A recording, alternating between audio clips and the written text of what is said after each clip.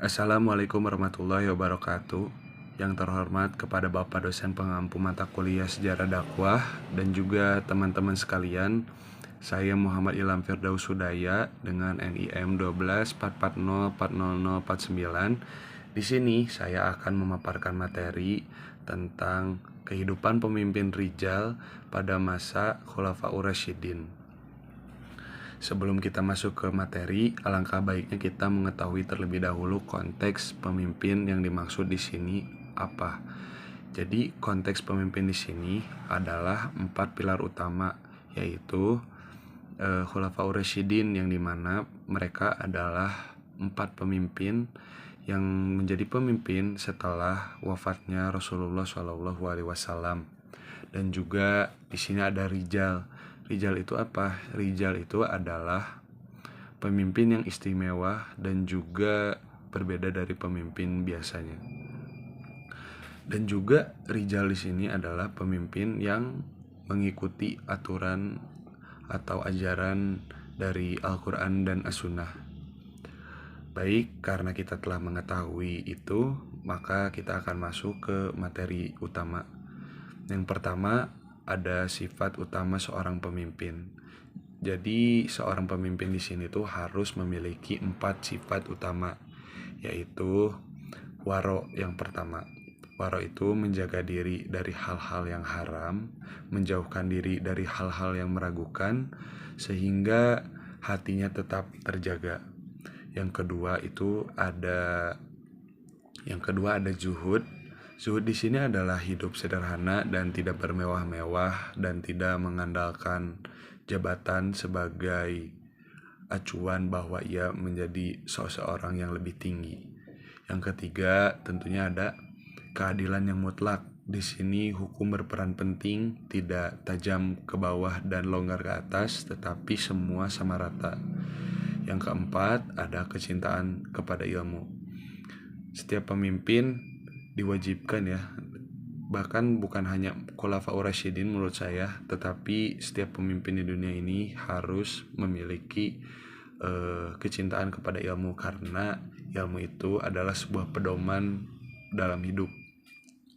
Jadi di sini dari kecintaan kepada ilmu ini menekankan kita bahwa harus selalu belajar dan mendorong masyarakat untuk cinta kepada ilmu atau kepada pendidikan.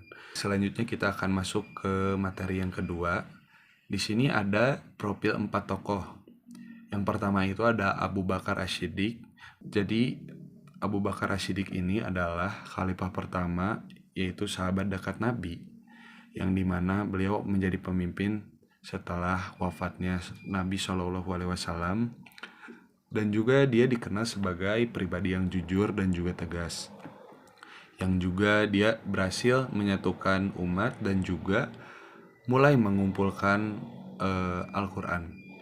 Ya, karena dahulu Al-Quran itu tidak ditulis dalam satu kitab, tapi tercerai-berai di mana-mana. Maka dari itu, pada masa ini Al-Quran mulai disusun. Dan juga selanjutnya ada Umar bin Khattab. Beliau ini adalah khalifah kedua setelah Abu Bakar As-Siddiq, yang dikenal sangat adil, tegak, dan juga membangun sistem pertahanan yang rapih untuk kesejahteraan masyarakat tentunya. Yang ketiga ada Utsman bin Affan, seorang pemimpin setelah Umar bin Khattab, yang menyatukan tulisan Al-Quran menjadi satu kitab. Jadi pada masa ini Utsman bin Affan menyatukan semua Al-Quran yang telah dikumpulkan menjadi satu kitab. Dan juga dia juga memperluas atau mengekspansi Islam ke wilayah-wilayah, dan juga beliau melakukan ekspansi ke berbagai wilayah untuk memperluas ajaran Islam, teman-teman. Baik, kita akan masuk ke materi selanjutnya, yaitu prinsip kepemimpinan. Seorang pemimpin tidak hanya harus memiliki keempat pilar sifat tadi, teman-teman. Jadi harus juga memiliki prinsip, yang dimana prinsip di sini ada musyawarah, yaitu tidak memutuskan sesuatu hal secara sepihak, melainkan dimusyawarahkan terlebih dahulu untuk mengetahui pendapat-pendapat lain sehingga memunculkan keadilan bersama. Yang kedua, Seorang pemimpin itu harus memiliki prinsip sebagai orang yang amanah, yaitu menyadari jabatan itu hanya sebagai titipan dan juga harus bertanggung jawab dikarenakan pemimpin itu adalah sesuatu hal yang berat untuk ditanggung teman-teman. Yang ketiga, ada mengutamakan rakyat yang mengutamakan kepentingan umum daripada kepentingan pribadi terlebih dahulu. Nah,